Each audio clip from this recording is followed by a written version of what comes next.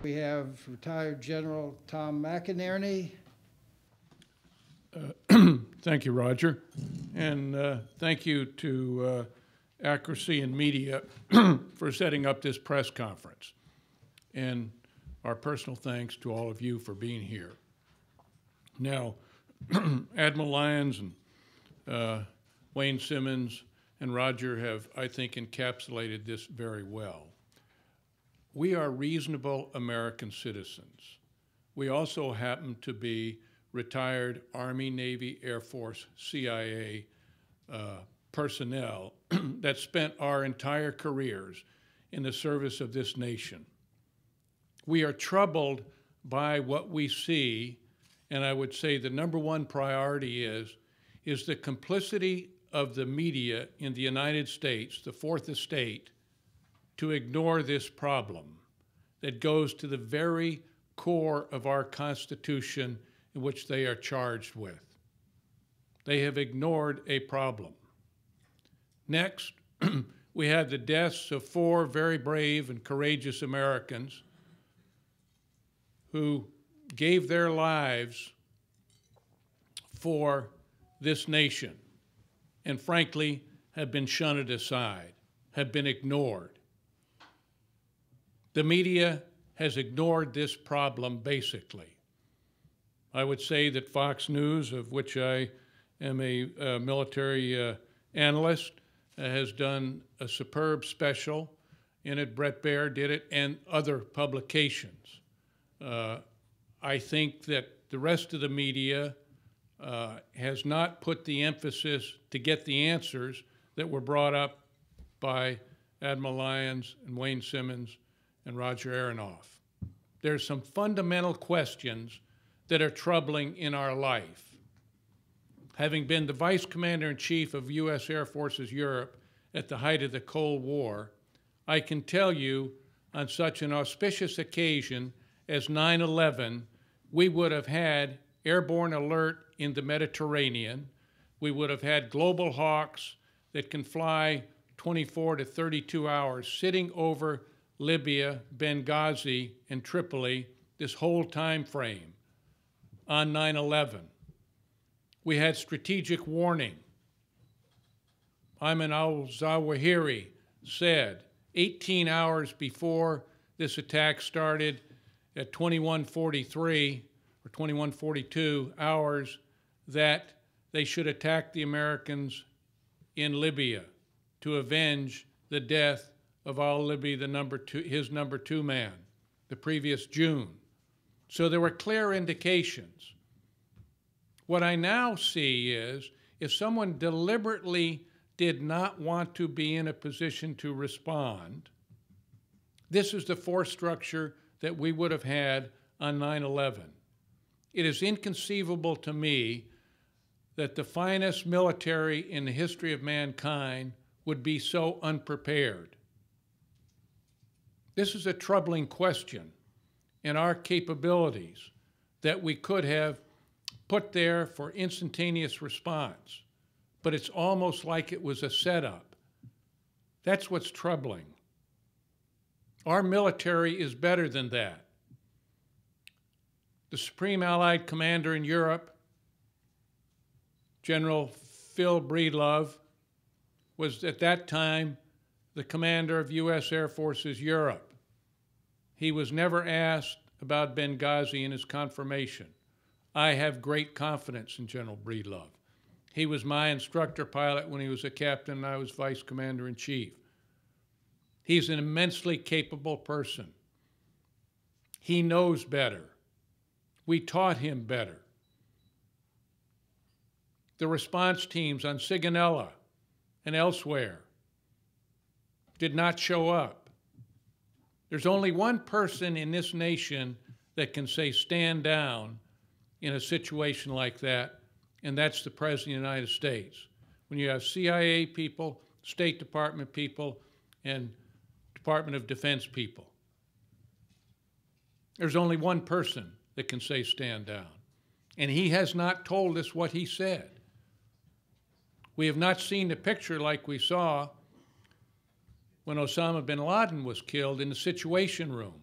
Where is the picture in the Situation Room of the president and his senior advisors watching what's going on? The only response was an unarmed special operations predator flying out of Sigonella that showed up 1+ hours later, which gave them situational awareness. That meant the pictures of what was going on at both the annex and the consulate could have been and should have been pumped in to CIA headquarters, state headquarters, DOD headquarters, the Department of Defense, the Pentagon, as well as in the White House. Where is that picture? Why were these communications not tied together? As Admiral Lyons pointed out, F-16s from from Aviano could have been there in an hour and a half. Were they on alert that night? Is this an unreasonable question? Were they on alert? What forces were on alert on 9/11? None of these answers have been put forth. We are going to see some more people come before the Congress, but none of the survivors have come before the Congress yet. Isn't that rather strange? I mean, never before in the history of this great nation have we seen this type of response to the first time an ambassador has been killed in 30 years. And then you have the particular response of Ambassador Rice going on 5 talk shows on Sunday on a bizarre YouTube film. Do you think those people rioting even have YouTube or have personal computers? No. So where did this kind of answer come? I can tell you within 15 minutes that the OPREP 3 Pinnacle, which the TOC, the Tactical Operations Center from Benghazi, had to put out, that they got word that there was an attack. They knew back in Washington and every national command center throughout the world of the combatant commanders knew that there was an attack. So you have, in fact, knowledge at CIA, at State, Department of Defense, and the Pentagon, and the White House. They knew almost immediately that there was an attack. There was an event going on. So if there's a cover-up, and which we're trying to find out, all these agencies had to be involved at the highest levels. This is a constitutional crisis, ladies and gentlemen. This is a constitutional crisis if this turns out to be true, and we know the original statements by Ambassador Rice were not correct when she went on the Sunday talk shows by the administration's admission. That's why this is so serious, that when I was asked, along with the other participants, to become a member of this Citizens Commission, that I said yes. We have every military service represented. We're interested in what the truth is going to say, and America will learn that. We do not have preconceived positions.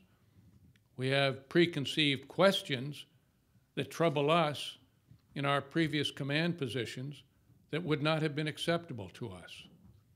Has the U.S. military gone down that far? I don't think so. I don't think so. So it's important for those members in the military today and the clandestine services to know that there are citizens in the United States that are going to get answers. And we need help from the media. We need help from America to demand, and the Hill, Congress, to demand what are those answers. We need to hear from those 20-plus survivors that came out of there. That's extremely important to this nation and our survival.